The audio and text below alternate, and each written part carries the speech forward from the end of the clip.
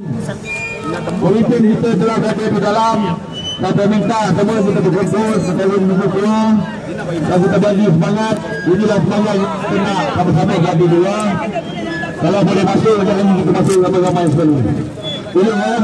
Allahu Akbar! Allahu Akbar! Allahu Akbar! Allahu Akbar! Hidup Melayu! Hidup Melayu! Hidup Melayu! Hidup Melayu!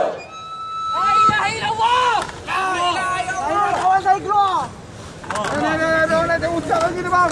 Ada orang ucap lagi bang. Saya nak kawan saya keluar. Saya nak kawan saya keluar.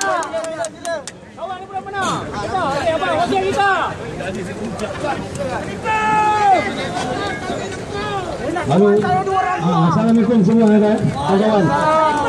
Kan saya kecewa lah. Tadi Tuan Zainul, saya minta maaf je. Minta maaf Tadi Tuan Zainul kata boleh masuk. Boleh masuk buat dia balik. Kiri kanan. Kami okey, kami masuk aman. Tunggu sampai 2 jam tak boleh masuk.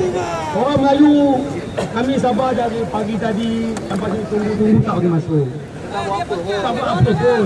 Tapi kalau semuanya kita tak boleh masuk, bukannya saya semua orang kecewa. Kalau Encik sendiri pun tempat saya, apa pasal Encik?